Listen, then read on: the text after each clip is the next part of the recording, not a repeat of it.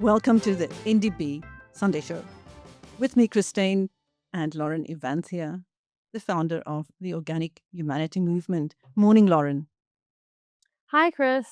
I'm so excited to discuss what's on the agenda. There's some very sad stories and, again, very crazy stories because this is our country. I just wanted to talk a little bit about how I ended up in politics because I think it's a message I want to share with people. Because I'm not a politician in the sense that I didn't go and study politics. I didn't aspire to be in politics at all. And here I am now as a leader of a political movement. And it was definitely not part of my life plans at all. But the entry into politics started out very much like everyone else, just being concerned. All the viewers, I'm sure you're all concerned about the state of the country.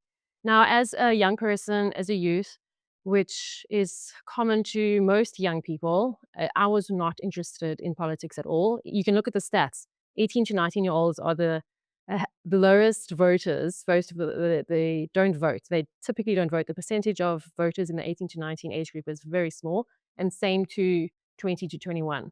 And so what sparked my interest in politics? It really only happened after I had my kids. After my fourth child was born in 2013, that's when I started getting interested in what's happening in the country. Because instead of just focusing on myself and my own joy, as childless single people do, I started focusing and thinking about what is the future going to look like when they're grown up, you know? And so I started getting very concerned and interested in reading current affairs and what's happening in the country, what's happening in politics. Ironically, at the time, there was also xenophobic things happening in Cape Town at the time. And I reached a point where I decided that I was going to vote. I'd never voted before. I had no interest in voting. I was quite anarchist as a youth, I must say, in terms of not believing in power structures or government or anything like that. And so that changed, obviously, as I matured. And I decided that I was going to vote for the very first time. And then I voted. And then I thought, hey, I just put my mark next to an entire organization. Let me volunteer for them. So I started volunteering for them. Eventually, I was offered a job where I worked 6 or 7 months on the mayoral campaign, the DA mayoral campaign in the Western Cape. It was such a blast. I had the time of my life, worked with some amazing people, and helped the DA achieve a 2/3 majority in Cape Town. And I fell in love with politics. I fell in love with the ability to change people's lives through policy formation and through making things happen. I ended up working for the city of Cape Town for a short time as well, involved with implementing some local solutions for residents, which was such a joy. It brought me so much joy to do that kind of work that I realized that I'd found my passion. Let's make the world a better place. But at the same time, I was met with extreme frustration with how processes and sometimes party politics stands in the way of actual progress. And I ended up, some people will stay in a political party, others will leave, as we know. I think we're going to be discussing one of those a little later. But ultimately, you can have a similar experience. I'm not saying change your entire career, but in terms of seeing the warning signs in a country and then taking action, this country would benefit if everyone joined a political party. I don't care which political party, there are many to choose from. Join a political party and get involved in your spare time volunteering. That will make this country a better place. We are a democracy. You can absolutely insult our democracy all you want. The truth of the matter is a democracy is only a democracy if people are active in their political environments. Citizens, not politicians. And as long as we don't have people active in politics in any capacity, what we're going to have is ineffective rulers not governing the country, but controlling the people. And we can change that. Power is in your hands. It is possible. You don't have to be hopeless or overwhelmed by what you read in the news. You can take action. Meanwhile, tragedy has struck, with 2 being gunned down in the space of an hour this voter registration weekend. I think that was so shockingly sad. There's not a lot of clarity around whether it was a political motive or not in either case. In Port Elizabeth, an ANC councillor was shot during a meeting where 2 armed men stormed the meeting, stormed the venue, demanded everyone's cell phones, apparently, and then shot the councillor. So was this just a robbery, or was this actually, let's get all the information of active members and assassinate the councillor? We don't know yet. It's scary.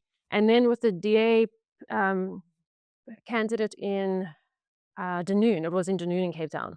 She was on the way home after voter registration weekend, and she is regarded as a very joyful, bubbly, active community activist who was always walking around Dunoon trying to see how she can improve things. She sounded like a wonderful person, 48 years old, her life cut way too short. And it's really shocking. Was she also a target of maybe political assassination? Because those have happened, and they do happen during local government elections especially. Or was she just at the wrong place at the wrong time? Either way, huge tragedy, and I hope that we get to the bottom of it. I hope the suspects are caught as soon as possible. But just an unnecessary loss of life. And these things have happened. These things are famous for happening during local elections, especially, in the KZN it's happened a number of times, even in Cape Town before it's happened, where there have been political assassinations. I'm not saying this is it, but, being a councillor shouldn't be such a sought after role that people are willing to kill for position. I think it's very sad. If it's just, again, an act of just being in the wrong place at the wrong time, being robbed, I think that one can see that the crime levels have risen significantly in this country and will continue to do so. As long as there isn't proper leadership, things will get worse. And it's not going to get better. We can't wish it better. We can't just hope and pray things change tomorrow. There has to actually be a plan and then actions to implement the plan in order for things to improve. And that's not happening currently. So what does this overall say about the readiness of South Africa or the IEC to host elections? I don't know. Are we going to have free and fair elections? With such a huge rise of political parties everywhere, the competition has never been as much and as big as it is now. So are we going to see more violence towards the elections at voting stations? It's happened in the past, and I hope not, because I think elections are a very important process. It's one day we will all come together united for hope of a better future, and I hope things run smoothly. And the interesting thing as well, voter registration weekend, she was just leaving. There's always a stronger police presence during voter registration weekends and during elections around voting stations. So I think it's a very, very huge tragedy that this happened. Well, with the local government elections coming up, some major political parties seem to want to clean house. Former President Jacob Zuma has fired his once powerful daughter, Duduzile, and the party's former spokesperson, his daughter's close ally. I read that. I love it. She sounds to me, from what I read, and I looked at her social media posts as well, she sounds like quite a character. She sounds like a larger than life personality. A political person I'd love to meet, honestly.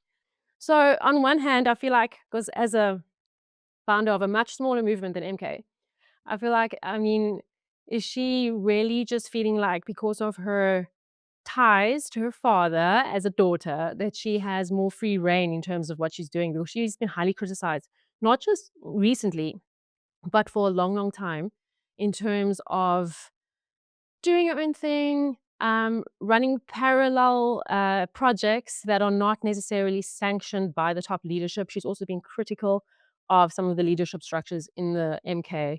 So to me, it sounds like just an independent daughter who is taking charge and taking the lead. And I love that energy, honestly. But in terms of her being removed from her positions, her and Ndlela, I think that speaks to many things.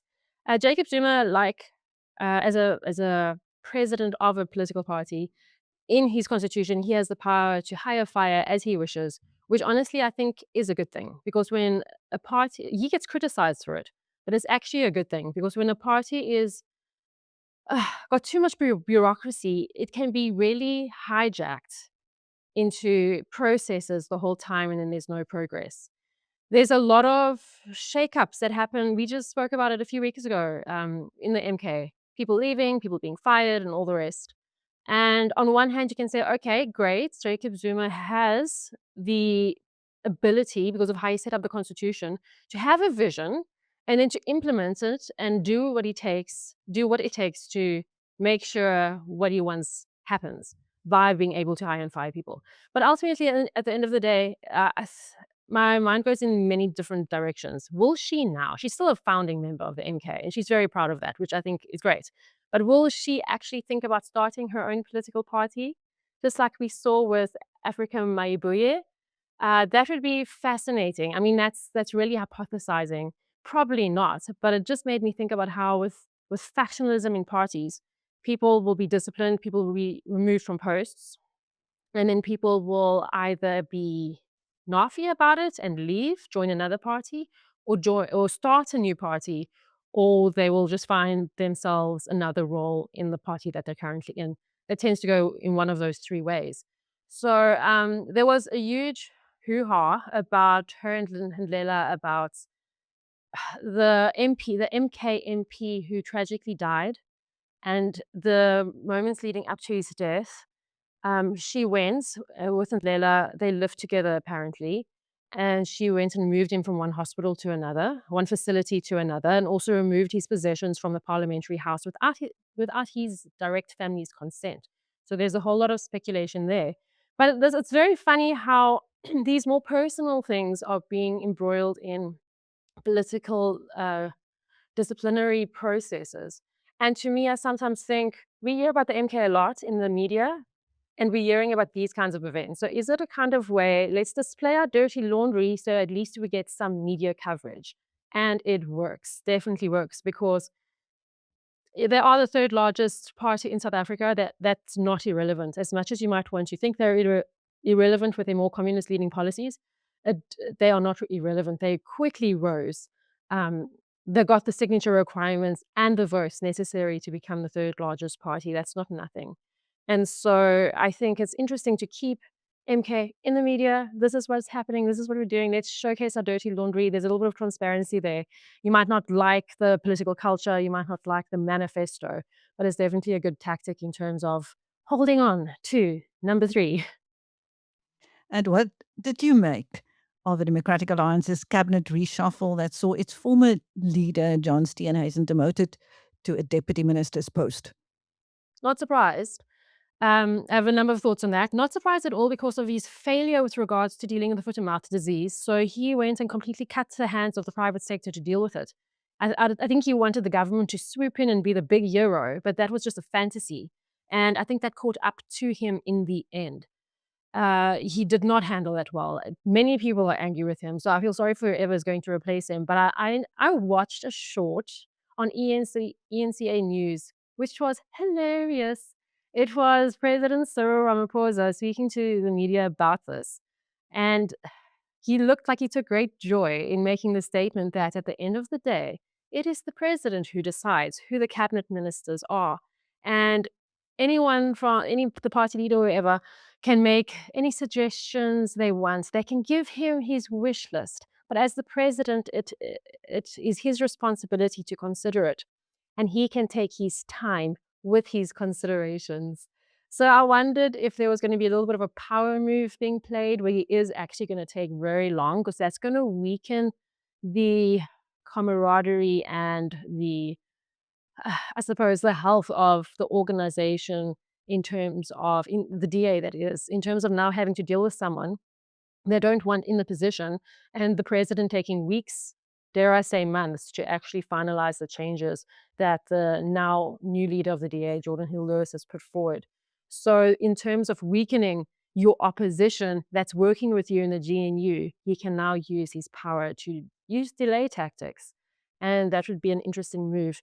As terms of him being replaced, I mean, I think the person that's in the running probably has better credentials in terms of understanding farmers, which would be great. I mean, I'd love to adopt what some other countries do and actually have ministers that are experts in their ministry. I mean, that would be wonderful. And I think anyone can get behind that. So yeah, we'll see what the president is and how long it takes to actually make up his mind. Yeah, that would be the most fascinating part. Talking about President Cyril Ramaphosa's delaying tactics, while he is doing everything he can to avoid an impeachment inquiry, Deputy President Paul Mashatile seems to be practicing to step into presidential shoes. That oversight visit to the Cape Flats and and him even admitting that government has taken its time to deal with the migrant crisis. Well, he's not wrong. So yes, is he salivating because he's seeing a presidential role coming up for him? I mean, maybe. Would he be a good president? Again, I still say that no matter who is in charge in this system, it doesn't totally matter because you're in charge of a party and the country, conflict of interest, etc. But let's look at Paul Mashatile. So yes, he is correct. He has been critical of the government for taking his time, and the government has taken its time. The national government does not do the most important job of a national government, which is looking after the borders of the country and protecting the country from outside threats. That to me is the most important part of a national government, and our national government does not do that at all. Not interested, even slightly. Paul Mashatile is an interesting character because he comes from the UDM. So he hasn't necessarily got that typical ANC culture that is destructive to governing. And he was a premier for a very short time, which came to an end, I think, when Jacob Zuma got into power. He was actually very interesting, key to getting Gautrain off the ground. That says to me that he cares about things that matter to people. Public transport is a very practical thing that people need to get around. If people have cheap public transport, it makes life totally easy. So he focused on something very practical, very tangible. I think he's also had interesting roles in government and in the ANC before that. And he seemed to have been popular when he was premier. So if you can just take that as an example, his short few months as premier as an example, perhaps he would be a good president, perhaps. Still subject to the limitations the current system gives you. But on the other hand, there have been some controversies, like being a big spender, using government money, the government credit card, to spend like tens of thousands of rands or almost 100,000 rand, I think it was, on a meal at a fancy restaurant in Sandton. I think that's absolutely ridiculous, really. I mean, who needs to spend, what was it, 90 something thousand rand on food? It's ridiculous. I hate that. As a public representative and a civic servant, you have a responsibility to be modest with how you live your life, because you're not there to live a flashy rock star lifestyle. You are there to serve the people and make the country a better place for future generations. It's not that complicated. For some reason, we're not attracting people who are humanitarians. We're attracting people that want to live the high life. And that just proves there's something wrong with our system. So, yeah, is he lining himself up, saying the right things, sweet talking the public? Perhaps he is. The most relevant thing, though, that I saw very recently, too, yesterday, is that he has just gone on an official visit to China, where he's going to be discussing infrastructure and development and construction. And I think that is probably the most interesting thing that he's doing right now. And what does that say for the future of South Africa? I'm thinking just more data centers are going to be earmarked for South Africa because we're a country with lots of space and a massive coastline. And I don't think that is necessarily going to be in the interest of the South African people. So there's a very fine line. I mean, with this meeting I'm going to have to read all the articles that come out of it after his visit. But it's interesting that he might facilitate uh, what one would call good business deals. But to what degree, at what point does relations with other countries, economic relations with other countries actually become detrimental to the sovereignty of South Africa? No one's asking that question.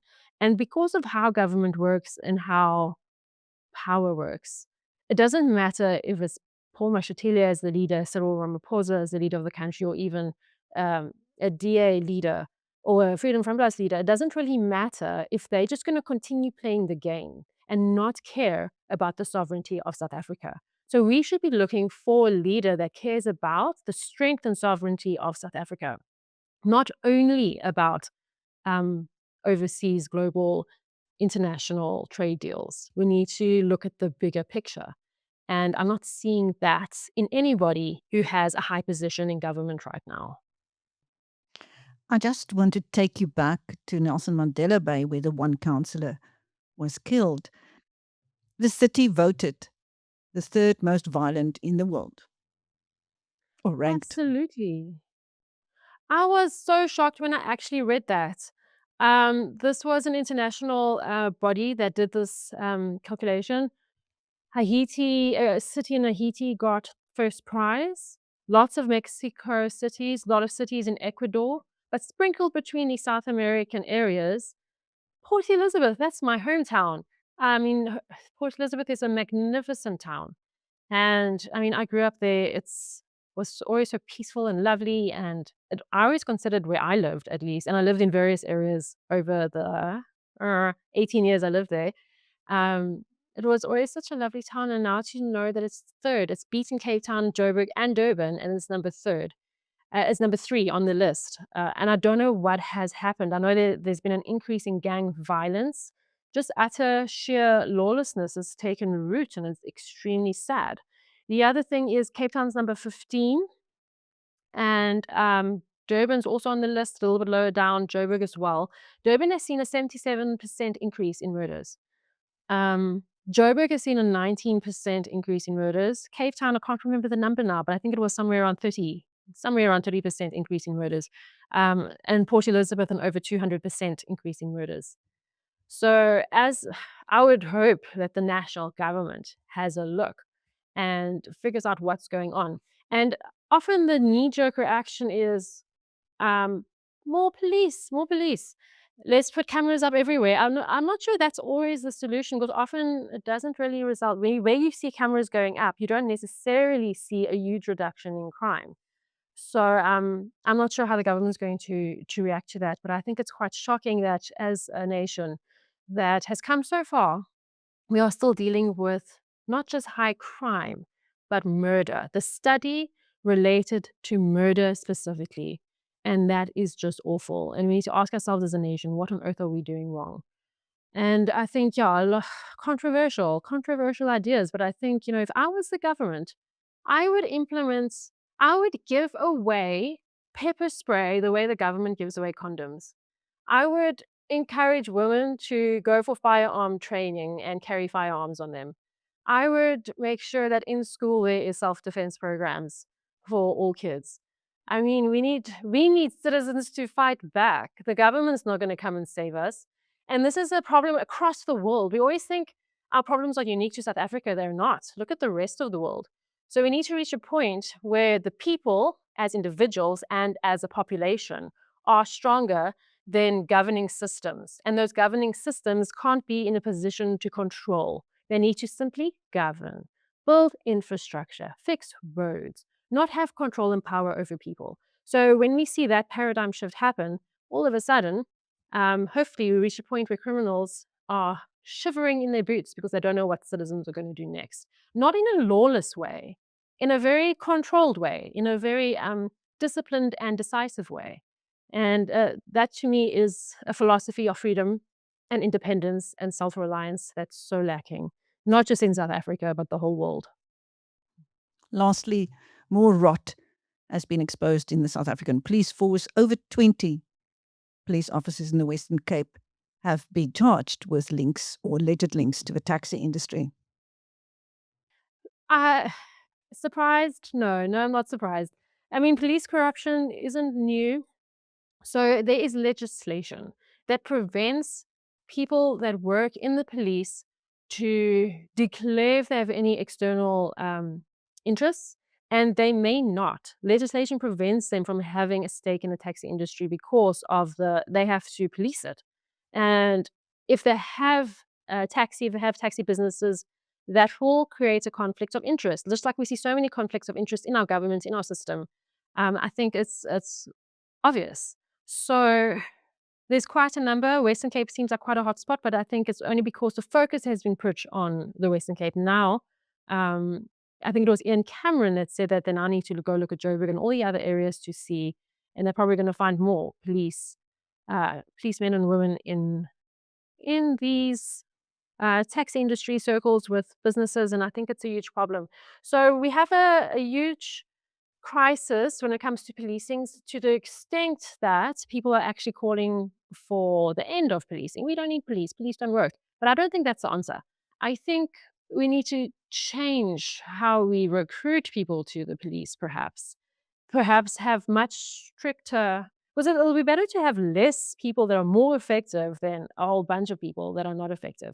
There are some amazing policemen and policewomen in the country that do great work, who are dedicated, who are passionate about ensuring there's civil order in society, which is very needed. And then there's obviously those policemen and women who aren't as passionate about their jobs. And you'll find this in any industry, obviously.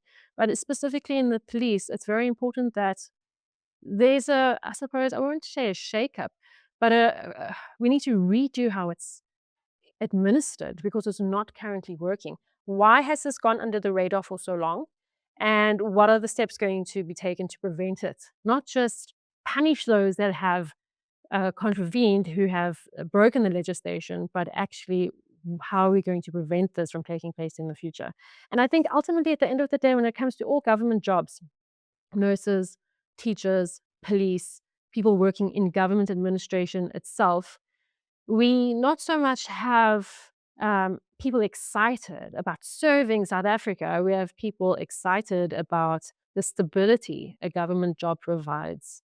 And that is the biggest problem. So I think another huge solution to implement would be tackling poverty so that if the whole country is just slightly, just a little bit wealthier and there's less desperation and the economy is a little bit better and it's easier to start your own business and it's a little bit easier to find employment, especially as someone with no work experience, then I think what we'll start to see is a slight change in atmosphere in terms of people who are actually passionate about certain roles getting work and not having to almost do anything, make any sacrifices for that government job for the sake of a government job.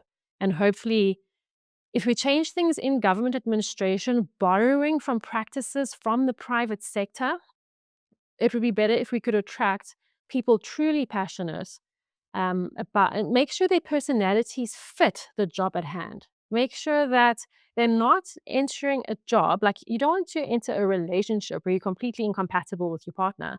Same thing with your career. You don't want to enter a career that is completely incompatible with your skills, your knowledge base, and your personality, because then you're not going to enjoy your job. And then you're going to end up having interests elsewhere, and you're just filling a role to get a salary instead of contributing positively to society, which is what any public civil servant at any level or capacity should be doing to begin with.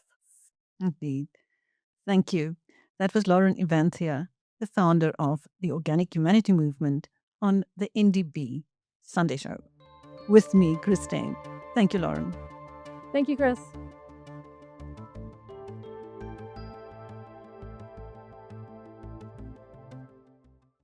Start your day a step ahead. Biz News Insider. It delivers the business stories that matter every morning straight to your inbox, sharp, fast, and free. Subscribe now.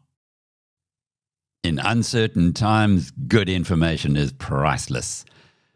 The Biz News Conference is heading back to the Drakensberg. Join me, Alec Hogg, from the 11th to the 14th of August for BNC 9. Champagne Sports Resort, where it all began, and where our community gathers for honest conversations, smart investing insights, and direct access to some of South Africa's sharpest minds. Come and rub shoulders with the best we've got. 28 keynote speakers, 3 days. Seats are available now. Book your seat by clicking the link in the description.